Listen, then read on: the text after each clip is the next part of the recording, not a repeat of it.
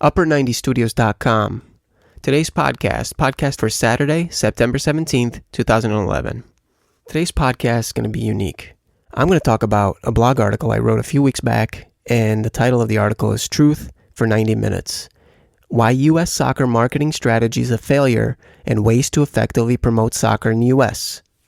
So let me begin. I'm sick and tired of the misconceptions, lack of knowledge about the sport, and the awful marketing strategies which are at the heart of why soccer's future is just doomed in the U.S. Let me just begin by stating why U.S. soccer marketing strategy is a failure. Number one, not enough focus on the top European leagues. Americans are unfamiliar with soccer. If my job was to sell baseball to somebody who doesn't know anything about it, would I show them a minor league game or a thriller between the Yankees and the Red Sox? Now, I'm not saying less MLS coverage. I'm just saying more top European league coverage. Without the English Premier League, without La Liga, the MLS is simply carrying too much weight on its shoulders. There's nothing wrong with using formulas that work. And they're already there. They're already in place. You have the EPL and you have La Liga. Sell those first.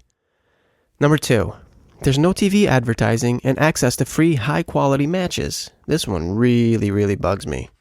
It just bothers me because there's Real Madrid versus Barcelona or Manchester United against Liverpool, and you hear nothing about it on regular TV in America.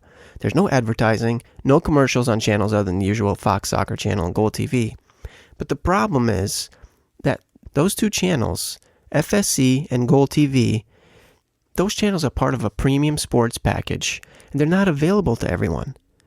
DirecTV and Dish Network charge between $7 a month and $13 a month to gain access to FSC. Fox Soccer Plus channel, that's another $15 a month on top. So you're talking $30 a month.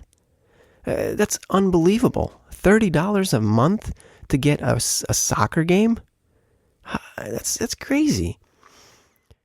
What they should do is make these Clásicos the focus of television advertising in the U.S. and give everyone access to the best soccer programming for free.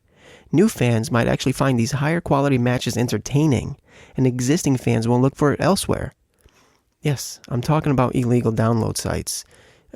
It's 2011. This is the truth. As a musician myself, I'm 100% against pirating sites, by the way. If you want to get that out there. Cable and satellite providers can either offer excellent soccer coverage for free and profit from the ads, or make zero profit when fans watch games live illegally on their computers. It's as simple as that. Either you make something or you make nothing. But I have a feeling the something would be a lot if they only offered it for free instead of charging $30 a month. Ridiculous. Number three, the commentators and soccer analysts on the big networks, especially ESPN, are completely hurting the game. Alexi Lalas. It's just painful to listen to this guy. He knows nothing about the sport's history, predictions, players, strategy. There's no point in giving specific examples because they're just a few keystrokes away on Google search. Just type, Alexi Lalas is an idiot. Now, I'm not saying he's not intelligent. There are different kinds of intelligence. He could, in fact, be even smarter than me. But when it comes to soccer, Alexi Lalas has the IQ of fish bait. And he's the leader because he's the loudest and most outlandish. Just because he played at a professional level does not make him an expert soccer analyst. Now, I'm not even saying he's a great player. Look at Diego Maradona right there. That's the perfect example. He's a failure as a coach. He should never coach. As a player, though, true legend. On the field, a legend. Makes a horrible coach. My point is this. Knowledge of the sport is really the only prerequisite I have when it comes to soccer analysts. Whether they are biased, introverts, or extroverts, that matters less. Actually, if they know soccer, I may even tune in just to disagree with their biased comments.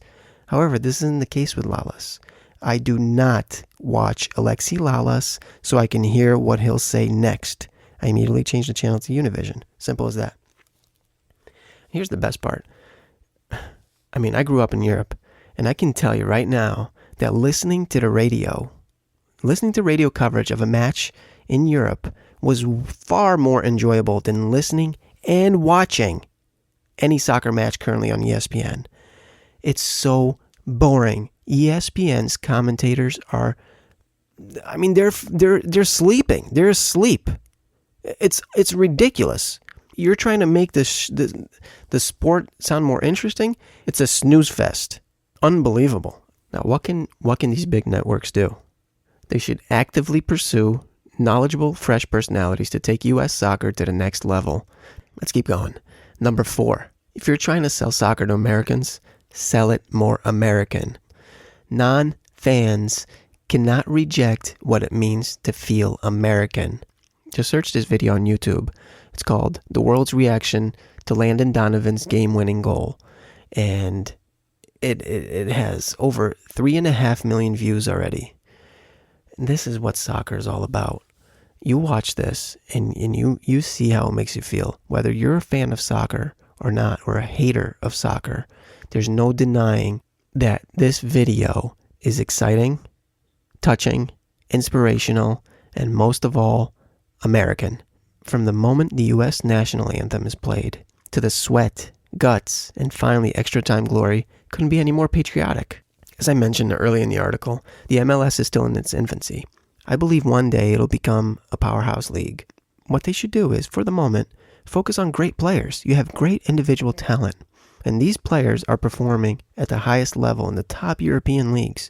You have guys like Clint Dempsey, Josie Altidore, Tim Howard. They happen to play for the U.S. national team. Sell it that way. American soccer stars delivering at the top level around the world while still giving their all for their country. They all have one thing in common, by the way, which I'll get to next. But for now, just watch the video and try to interpret how that video makes you feel. If you don't feel something in your gut, then you're not American. Number 5, change the image of the sport. Although an amazing player in his own right, Landon Donovan is simply not the star to sell soccer to Americans who hate soccer. Why? For one, he's the size of Tinkerbell. Also, he's quiet as a mouse. Awe-inspiring interviews? No, more like yawn-inspiring. But here's my point. The modern game is more athletic and physical than ever. Players are getting bigger, stronger, faster. Therefore, play highlights Americans love. I'm talking about more clips of the brutal hits, blood, guts, everything. Search this video on YouTube, John Terry knocked out, and you'll see what I'm talking about. It's physical, it's brutal. I mean, Didier Drogba knocked out. That just happened a few weeks ago. This is a Chelsea player. Look it up. Didier Drogba knocked out. Physicality is a part of the sport.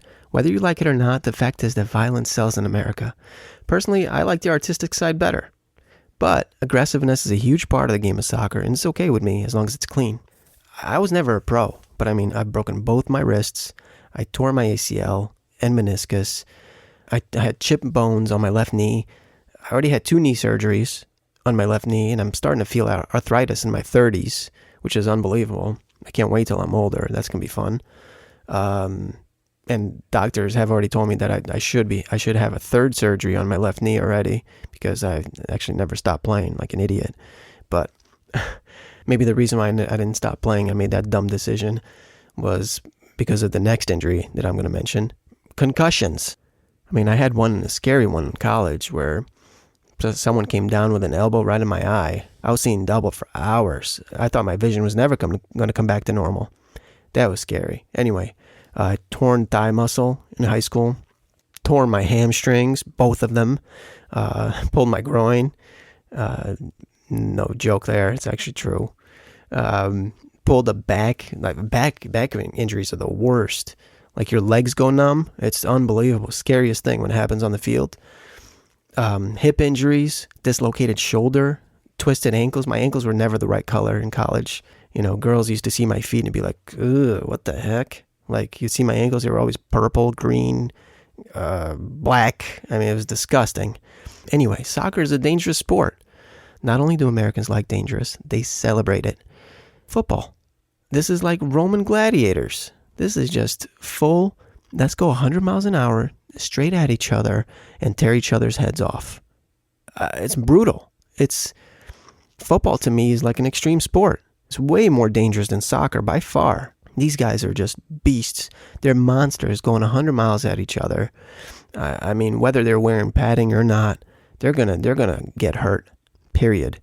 You take two guys, two of these monsters going at each other 100 miles an hour, and see what happens. I mean, someone's gonna get hurt. But then I'm saying that there's also a big physical aspect of the game, to soccer.